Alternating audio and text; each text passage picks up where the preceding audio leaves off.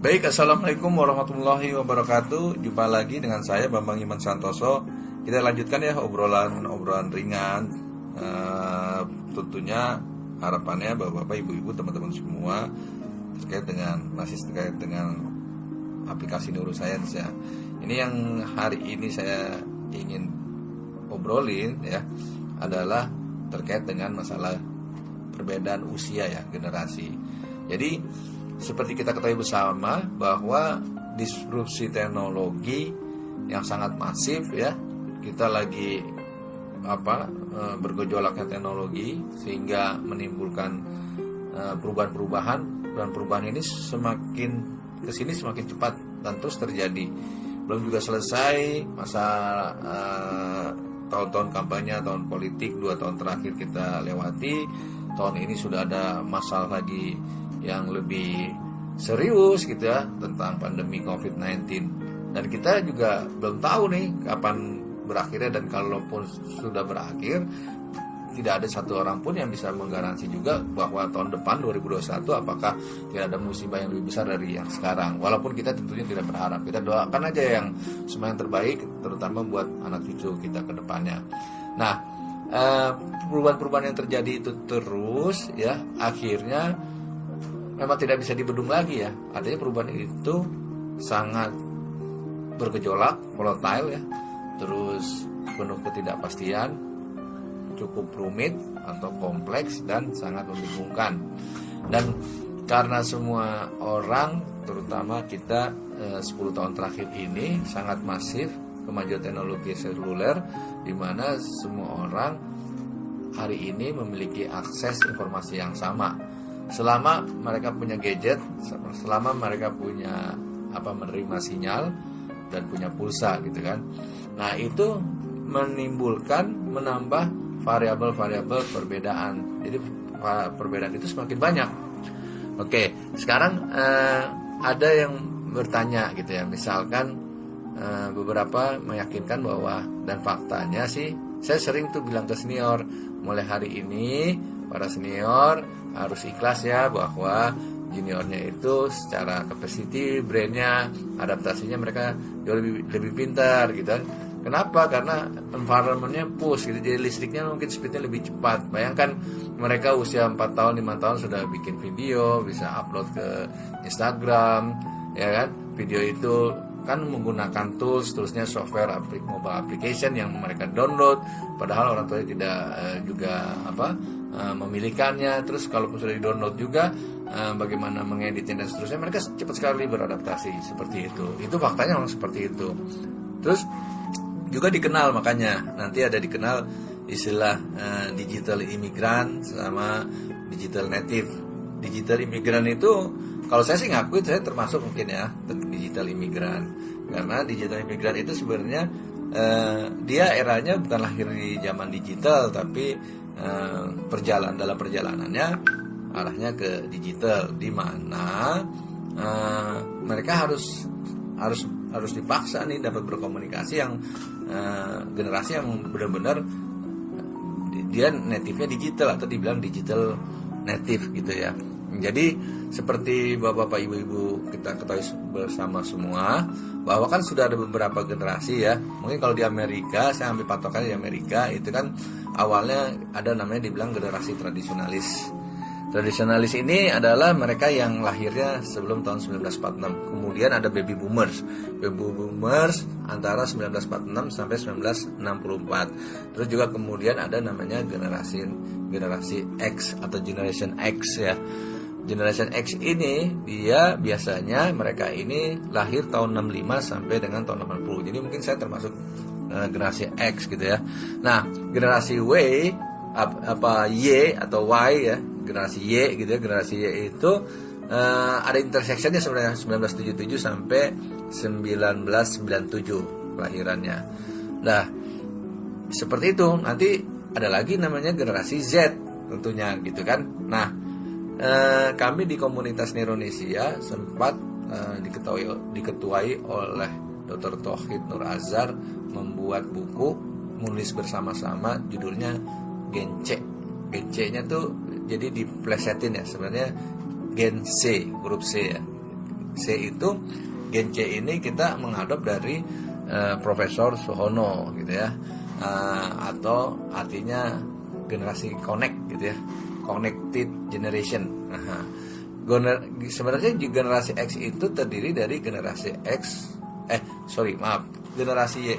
generasi C itu sebenarnya terdiri dari generasi X, Y, dan Z. Oke, nah ini kan terjadi perbedaan-perbedaan ya. Itu yang harus kita siasati. Bagaimana sih sebenarnya, misalnya seperti ini. Tadi kita bahas mengenai digital imigran dan digital native. Ya, artinya ciri-ciri digital imigran misalnya seperti begini. Saya beberapa kali ketemu klien ya, pada saat proses pekerjaan itu, gitu ya. Misalkan ada yang harus di-meetingkan, didiskusikan, gitu ya. Terus kemudian minta dikirimkan bahannya ya. Saya sudah WhatsApp tapi minta juga di email, alasannya nanti kalau WhatsApp Richard hilang, jadi di email juga, dan di email katanya lebih formal. Nyampe ke kantornya beliau gitu ya, di satu kawasan segitiga emas itu, Sudirman situ. Sampai di kantornya, sebelum memulai meeting dia panggil sekretarisnya supaya email yang dari saya itu minta di print. Jadi itu ciri-cirinya kali ya, digital imigran. Jadi di WhatsApp juga, di email juga, tapi di print juga. Nah, bagaimana dengan digital native? Nah, beda lagi gitu kan. Mereka sangat lebih cepat beradaptasi. Ada juga misalnya perbedaannya misalnya mengenai pemaknaan pada saat mereka mencapai suatu prestasi, baik itu individu maupun dalam berbisnis. Mereka lebih menghindari kata-kata kompetisi itu. Jadi kompetisi yang zaman dulu kita istilahnya berlomba gitu ya, untuk merebutkan satu posisi, berdarah-darah gitu, nggak ada. Karena secara neuroscience juga pembahasannya memang kurang mantap. Kompetisi itu cenderung menstimulus nuansa kortisol ya. Jadi lebih banyak orang stres, marah. Nah, instead of competition ya, mereka lebih suka collaboration. Nah, di mana collaboration ini memang kita harus belajar, di mana masing-masing every brand is unique. Jadi setiap orang itu unik, memiliki strength-nya. Kalau saja mereka mengetahui gitu ya kelebihan mereka, terus bisa memahami kelebihan orang lain, pada saat mereka bekerja sama, berkolaborasi, mereka akan saling berkontribusi dan memunculkan nilai-nilai suatu positif, bahkan mahakarya gemilang gitu kan. Yang keempat ya, berikutnya juga misalnya perbedaan tentang pemaknaan nilai, misalnya tentang rumah ya gitu ya. Nah, mungkin generasi saya, generasi X misalnya ya, itu terinspirasi oleh orang tuanya, di mana orang tua kita pada saat itu rumahnya besar-besar gitu ya. Memang zaman dulu kan manusia juga belum banyak gitu ya, baru-baru bertumbuh juga, baru-baru pembangunan gitu ya. Jadi rata-rata memang yang kerja terutama di kota besar juga dapat punya rumah yang besar-besar, entah itu rumah dinas diberikan atau rumah sendiri, atau dulu hanya beli tanah dan seterusnya gitu. Namun pada saat generasi saya jadi terinspirasi, akhirnya kalau kami biasanya rata-rata tuh kita akhirnya kerja keras ya, ingin beli rumah. Ada yang punya tabungan cukup dibeli dengan uang cash, tapi lebih banyak juga kita nyicil. Alhamdulillah kayak saya juga udah lunas gitu ya. Tapi apakah itu berlaku pada anak-anak, mungkin anak atau cucu kita? Berbeda lagi. Di generasi-generasi yang baru ini berbeda lagi. Buat mereka jangankan beli rumah kali ya, mungkin mereka tinggal di apartemen, dan jangankan beli rumah, mungkin apartemen itu juga mereka tidak beli apartemen, tapi nyewa gitu ya. Terus uangnya kemana? Uangnya lebih banyak dipakai untuk jalan-jalan. Secara dari perspektif kajian neuroscience sih bagus, artinya nerve-nya dia, sinapsnya saling bertumbuh karena sering ke tempat sesuatu yang baru. Karena nature otak itu, makanan otak itu salah satunya juga suatu novelty. Yang kelima ya, saya bahas tentang terkait juga dengan human brain development, sedikit kita singgung ya. Seperti di ayat Quran juga, di agama Islam juga diajarkan ada 7 tahapan, ada 3 tahapan, more than less, mirip-mirip ya. Jadi 7 tahun pertama, 7 tahun kedua, 7 tahun ketiga. ya. Mungkin 7 tahun berapa bulannya kurang persisnya ada. Tapi saya tidak membahas detail terkait dengan generasi ini yang 7 tahun ketiga itu. Jadi sebenarnya walaupun mereka secara potensi kapasitas berpikirnya atau listriknya tadi, makanannya, gizinya lebih bagus segala macam itu memang lebih mantap, speknya lah kita bilang kayak prosesor, mungkin prosesornya lebih canggih gitu, tapi kematangan berpikir rasionalnya itu belum sampai dengan perkembangan anak 7 tahun terakhir, di mana prefrontal cortex itu baru berfungsi sempurna gitu ya. Mungkin yang perempuan lebih awal ya, bisa 18, 19, 20. Mungkin yang laki-laki umumnya lebih terlambat, biasanya 20, 21 sampai mungkin 25 gitu ya. Nah, ini juga harus kita lihat dari sisi seperti itu. Jadi kita tidak bisa memaksakan ada suatu pekerjaan yang salah gitu ya, atau kita secara gamblang, secara jelas bahwa ini tidak masuk akal atau segala macam, kenapa itu perbuatan itu dilakukan. Nah, itu bisa deadlock tuh komunikasi seperti itu. Yang keenam, juga perlu diingat bahwa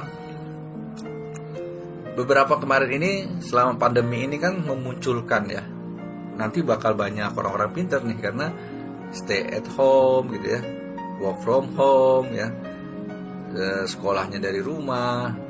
Intinya lebih banyak waktu di rumah, lebih banyak waktu untuk browsing internet segala macam. Akhirnya lebih banyak waktu untuk membaca, belajar, lihat YouTube segala macam. Gig ekonomi ini akan boom gitu ya. Nanti akan juga banyak untuk generasi muda, ada freelance worker ya, semakin diminati, kerja multitasking.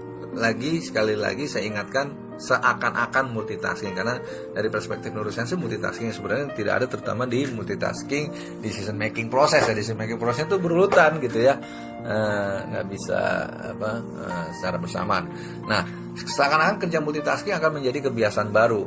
Karena apa? Karena mereka tadi kerja dari rumah gitu ya, kerja dari kafe gitu ya, udah terbiasa, terbentuk selama pandemi. Milenial dan generasi Z akan semakin meminati bidang-bidang pekerjaan dan skill yang bisa dilakukan secara freelance. Muncullah tradisi baru bekerja secara multi company, yaitu remote working di beberapa perusahaan secara bersamaan. Jadi kalau dulu bilangnya bukan selingkuh ya, bukan apa artinya, memungkinkan sekali mereka itu kerja di beberapa perusahaan sekaligus gitu ya. Jadi objektifnya bukan perusahaannya, bukan PT-nya, tapi objektifnya lebih pada pekerjaannya gitu kan. Nah, sebelum wabah COVID ya kemarin itu ada 19 layanan video teleponi tumbuh biasa saja, namun kini termasuk dalam jaringan industri yang tumbuh eksponensial, terutama Zoom ya.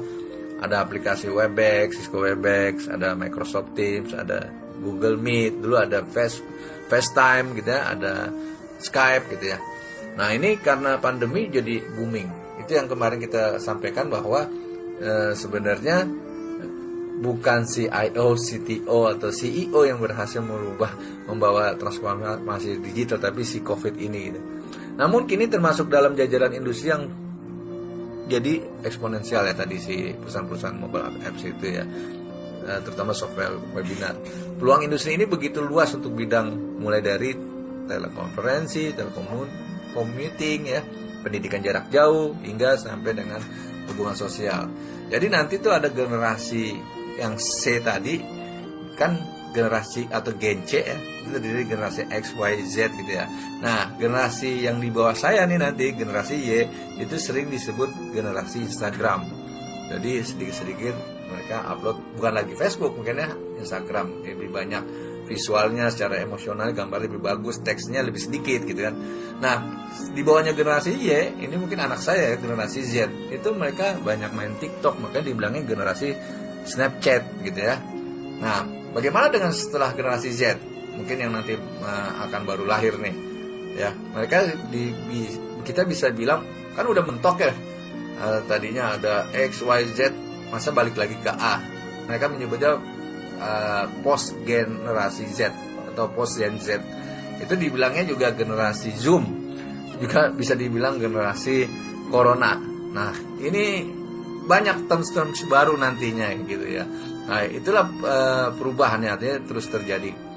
Terus bagaimana dengan yang berikutnya tentang ya tadi ya, Snapchat generation itu misalnya contohnya belakangan ini beredar mengenai adanya rekaman video ya yang di daerah mana itu ya, yang anak-anak katanya akibat sering bergadget ria dengan TikTok gitu ya, menghasilkan TikTok syndrome. Wah, terus ada yang nanya, teman saya ada yang nanya.